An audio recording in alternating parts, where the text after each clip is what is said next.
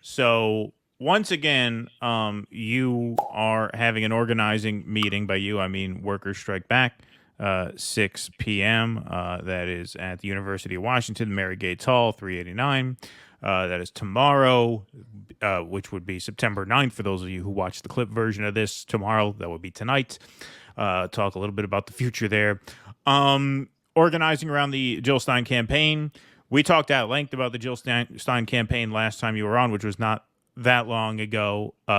Despite whatever differences we may have about the efficacy and efficiency of that campaign, I would absolutely grant you that she's by far the best candidate with broad-based ballot access. And so if you're going to vote for someone, it's a no-brainer to vote for Jill Stein. I don't have any reservation about saying that. But Kshama, you are a labor organizer, and I don't know how up to date on the show you are. I won't quiz you on how much homework you've done.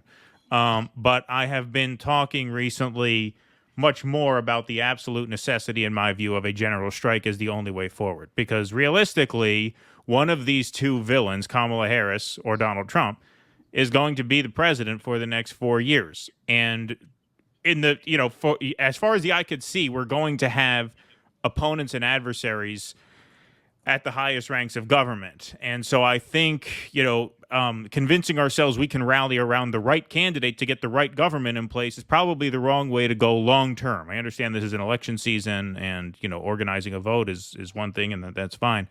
But I don't see any other alternative but mass work stoppages to take the fight to the system as represented by either Kamala Harris or Donald Trump. What do you think about that? Oh, it's not an either or. I mean, absolutely. We do need massive strike actions. We need general strike actions. In fact, one of the things that Workers Strike Back has been calling for is, to begin with, a one-day coordinated general strike across the nation to shut down the U.S. profit machine. And that is no election strategy is ever going to be, no matter how good the candidate might be or what the prospects are and so on. I'll come to that in a second. But regardless of that, there is no substitute for labor action. There is no substitute of strike action. It is, however, we especially in Workers Strike Back, we cannot just say that we need a general strike and then leave it at that, as if we have delivered our responsibilities. Our responsibilities go far beyond that. For us, it's also answering the question, how do we get there? Yes, I can call for a general strike, and Workers Strike Back has been, but we are not stopping there. We are also grappling with the question of how do we get there? Just to be blunt, that general strike is not around the corner, unfortunately.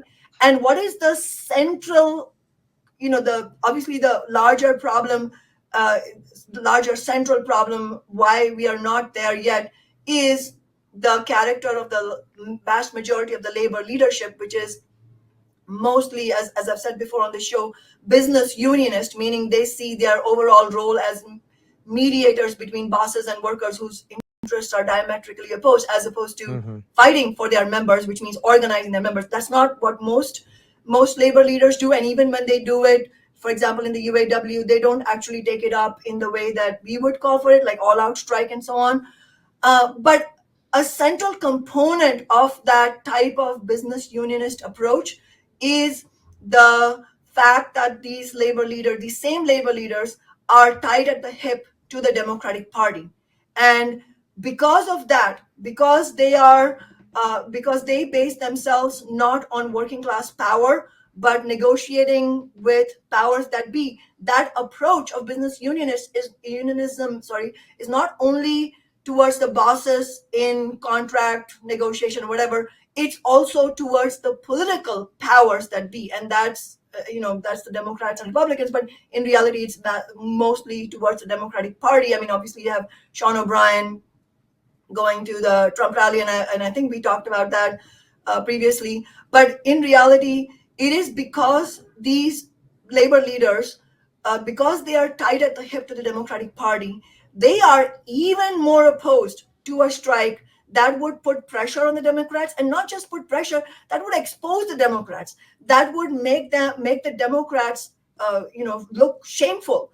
They are not. These labor leaders are not going to call for that. So it is not enough for us to say a general strike is needed. It is incumbent upon us, on those of us who are leading in the left, to provide a strategy and like actually point forward. Like, how can we get to that point where we can have massive strike actions on this political issue, around the genocide, and then for that to then put enough pressure on the labor leadership to then call for a coordinated strike, or in other words, a general strike nationally. We are not going to get to that point unless we challenge inside the labor movement, and especially towards the labor leadership, provoke this debate inside the labor movement about breaking from the Democrats and Republicans. And that is what that the need for that type of strategy is why Workers Strike Back is supporting Jill Stein, not because we believe she will win. There is no prospect of her winning. That's not the issue. And also, let's be clear, it's not like the ruling class and US capitalism is just going to electorally, whoever is popular, they're going to let them win. No, absolutely not. If a working class candidate is going to be in any way close to winning, we would be in a completely different situation. In fact, that itself would be only because there's a roiling militant movement around the country, and there have already been massive strike actions, massive work stoppages, and just an absolute clash, sort of a pre-revolutionary kind of situation. We are nowhere close to that. I don't think it is helpful. And I've heard some people in the Jill Stein campaign, unfortunately, say things like, when we win, or we'll have Jill and Butch in the White House. I think it is extremely unhelpful to put forward completely unrealistic, and I would even say fantasy type of scenarios. It is important for us to understand what is the strategy behind how could this be useful? How could it be useful for us on the left to build the largest possible vote for Jill Stein?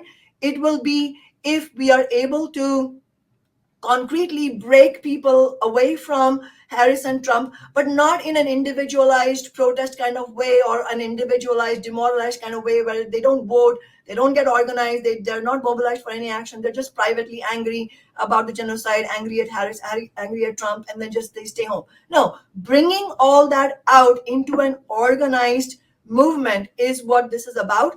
And it is because it is crucial to break. I mean, it's a hard nut to crack, actually breaking from the Democrats and Republicans and going independent. That needs to be carried out at every step of the way. And that means that at this moment, it means building an independent campaign. And that's the idea behind Jill Stein campaign. So in other words, whether she wins hundreds of thousands of votes, or a million or something votes, we want to organize those people into the next steps of building the anti-war movement. And that's why Workers Strike Back is not only campaigning for Jill Stein. We also have called for an organizing conference nationally we haven't decided the location yet, but sometime in February, and hopefully DueDissidence will be part of that as well. That is the approach we need to do, because we do need to organize until next year. And I of course agree with you. Come inauguration time, it's either going to be Harris or it's going to be Trump. Either way, we are going to need to organize that mass conference. And either way, we are going to have to build a stronger anti-war movement. But it's not going to happen in the abstract. It has to concretely we as the anti-war movement have to concretely make the labor leadership mighty uncomfortable about their cheerleading of Harris. I mean, what in the fuck do they think that they pass resolutions for ceasefire, and they call for ending U.S. military funding, which UAW was part of? Sean Fain's union, they sent a letter to Biden, public letter to Biden, saying, all military aid. I mean, this is their language. All immediate end to all military aid to Israel. And then they turn around and cheerlead Harris. I mean, this is disgusting. Not to mention what AOC has done. She is a predator of working class movements, and she's calling Jill Stein predatory. I mean, the only way to challenge these people is concretely to take votes away from them. And so I'll just end by saying that that's why we believe that it is extremely crucial that Abandon Harris has made a very concrete proposal, that one of their concrete objectives, and we join them in this concrete objective, and we are, we want to work together with them, is to, as Hassan Abdul Salam, the founder of Abandon Harris, and Russell, you interviewed him at our rally in the DNC.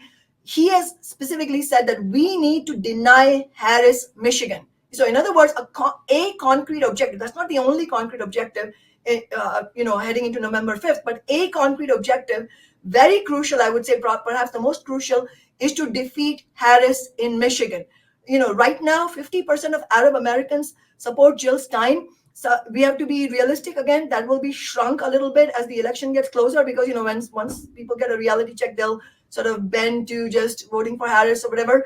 So we need to bring in other people who are checked out, because understandably they're angry about everything. We need to bring them into the anti-war movement and concretely get the kinds of votes that we I think we are capable of getting to defeat Harris in Michigan.